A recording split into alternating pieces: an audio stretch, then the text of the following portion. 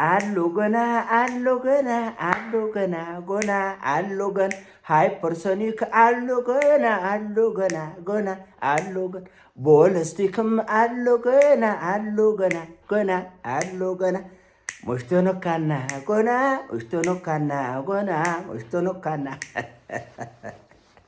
ሰላም እንዲናችሁ በያላችሁበት ነገር ሰላም ነው። አሸን አንድ ይወላችሁ እሞኝላችሁ አለብስ ጭስት ጎንደሎ ወዳች ላይክ እና ሼር ያደረጋችሁ ሐሳቦቻችሁ ለብዙዎች አካፍሉ። ለዚህ እንኳን አመሰግናችኋለሁ። ዛሬ ሚዛናችን ዘላችሁ መጣን። እንግዲህ የትራምፕን ጸሎትና የኢራኖችን አሎገና መሽቶኖካና የሚለው እስኩስታ እንግዲህ ኢራኖቹ ጊዜ ያለፈባቸው መጣያ ያጣነውን ሚሳኤል አሁን ገና እያስወነጨፉ ነው ያለው። ዋናውማ መሽቶኖካና አሎገና ብሎላችሁ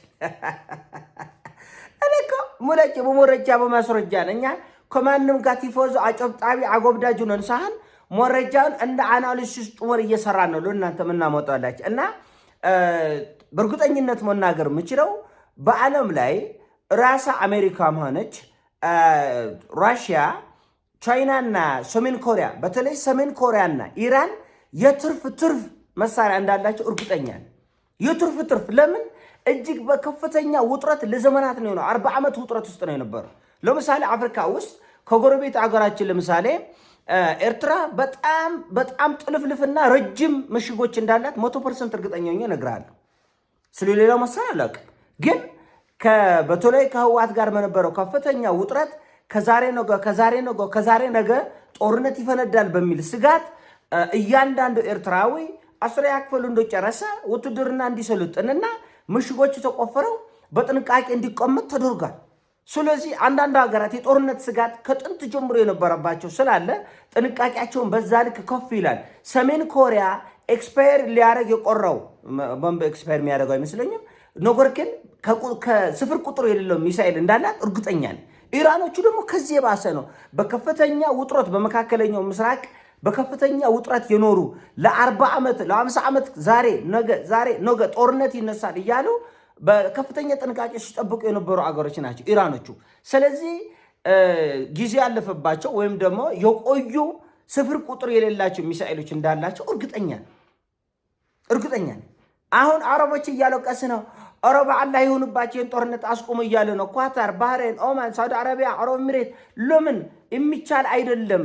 የኢንተርሴፕተሩ አለቀ በቃ ምን ያድርግ? እሺ 92% የሚሆነው የኢራን ሚሳኤል ወደ አረብ ሀገር የሄደው ወደ አረብ ሀገራት የሄደው 92% ሰክሰስፉሊ አንቱን ጣፋይ ሰክሰስፉሊ ታርጌቱን መታ 92% ወገነች የትክ በእነዚህ ሰዎች አሜሪካን አረብ አላህ አስቆምልን እያሉ ኢራኖቹ ረመዳን ነው ሲጾሙ ውለው ሲሰግዱ ውለው አፍጥረው ረጋ ብለው በተረጋጋ መንፈስ አረቡን ማተራመስ በሚል መራ እንትን ነው መሰል እየተዋጋ ያለጥና በተረጋጋ መንፈስ ነው። ከኢፍጣር በኋላ ነው ሌሊቱን ሲያሸበርቅ ኮከብ ክላስተር አይታችታል። ሰሞኑን አንድ ሚሳኤል ያስወነጭፋሉ ኢራኖቹ። ከዛ ያ እንደ ፈንድሻ ፈክቶ 30-40 ሚሳኤል ሆኖ ይዘንባል። ተዘጋጅተውበታል ለዘመናት ይብላ ይለኛ ለሌሎቻችን እንጂ እነሱ ለዘመናት የተዘጋጁበት ነው። የኢራን ከተሞች ይፈርሳሉ፣ እውነት ነው። በመቶ ቢሊዮኖች ይወድማል፣ እውነት ነው። እነዚህን አገሮች አሸንፈው ግን ዓለም በሰላም አይኖርም። አራት ነጥብ ችን ያዘልኝ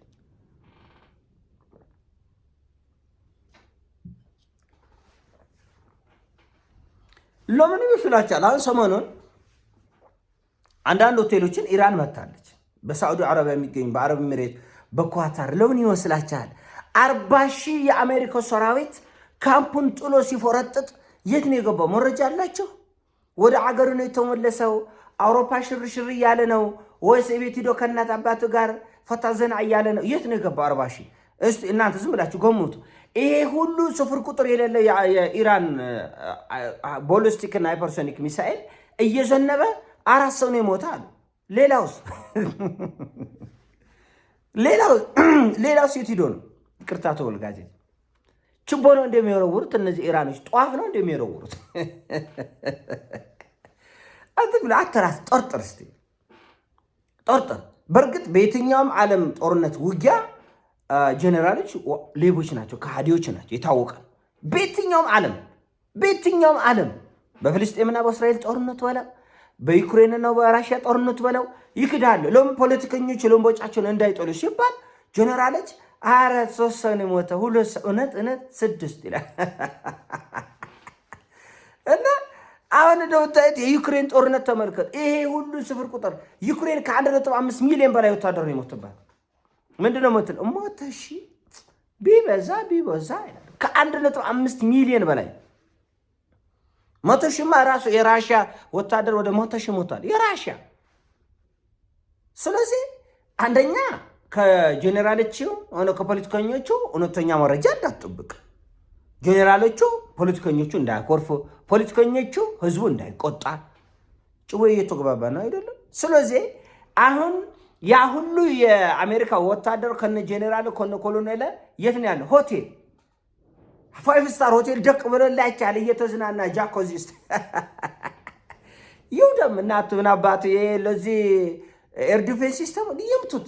ምን ትሪሊየን ዶላር ሞልቷል። እኛ በአንድ ቀን ነው ከፈለግነው አገር ከፈለግነው ዓለም ላይ ፒክ ብናደርግ በእርግጥም እንደዛ እና አንዳንዶቹ የኢራን ሚሳኤሎች ኢንተርሴፕት ለማድረግ ይሄን ያህል ገንዘብ እየፈጀን ከዚች ከጥፍር ቆሻሻ ያስጨንቃቸው መስል ምን ችግር አለ? ጅላንፎ የሆነ አረብ አለ፣ ጅላንፎ የሆነ አፍሪካዊ አለ። ምን ዊዝን ደስ ፈሰስ አርገቶስ እሳቸው ይገና አልገባችም። ብርስ ጭንቀት አይደለም ለነሱ ኢንተርሴፕት ለማድረግ ባይሆን መሳሪያ ቶሎ ይገኛል ወይ ብለህ ጠይቅ። አሁን ምንድነው እየወደመ ያለው ኮሚቴት ሲያበቃ ኢራኖቹ ዘመናዊውን ገና ያልተነካውን መሳሪያ ያወጡለታ ምን ይሆናሉ ሀገራቱ? እሱ ላይ ጠይቅ። ገንዘብ ምን ችግር የለም። እነሱ ሰማያት የተከመረ ገንዘብ አለ።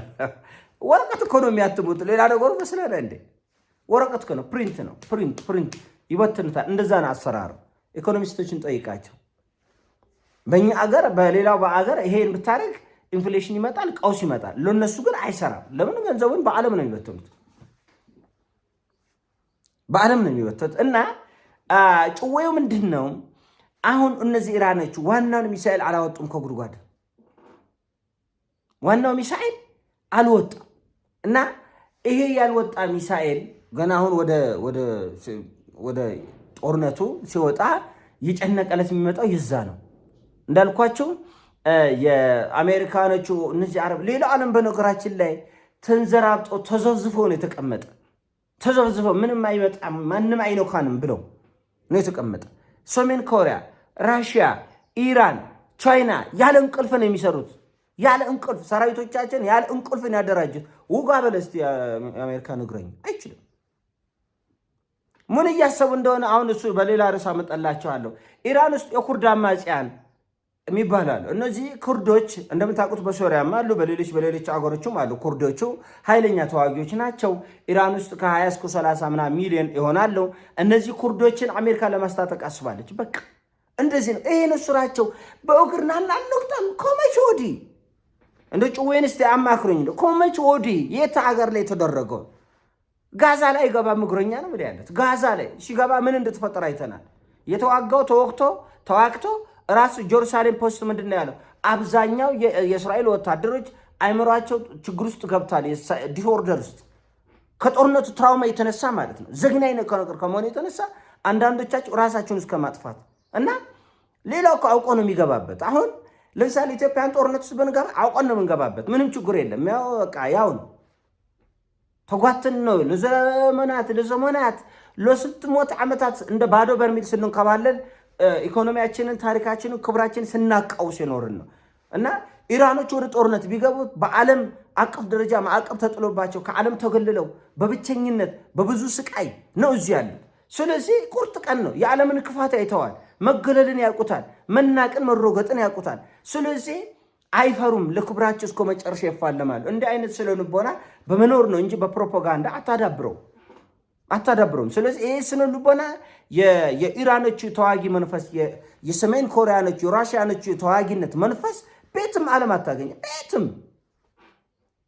ስለዚህ እንደዚህ ያለ አደገኛ ተጉዳረት ነው የገጠባቸው አሜሪካኖች። የጨነቀለት ነው የጨነቀ የሚወጡት ነገር አይደለም እና በእውነቱ ይህ ጦርነት ዓለምን ዋጋ የሚያስከፍል ሁላችንም አንገት የሚያስደፋ በጣም አስቀያሚ ጉዳይ ቢሆንም እንኳን ቢሆንም እንኳን እኛ እንዳልኳቸው እውነቱ ጋር ሆነ ስታየው ኢራኖቹ የሚላቀቁ አይደሉም። አሜሪካኖቹ ብዙ ውድመት፣ ኢራኖቹ ብዙ ውድመት በኢራን ላይ ያመጣሉ። የእነሱ ሰፈር ሰርግና ምላሽ ይሆናል ብዬ አላስብም። የኔ ሀሳብ ነው። ሲሞቻቼ ላይክ አርግ፣ ሼር አርግ። እወዳችኋለሁ። ፒስ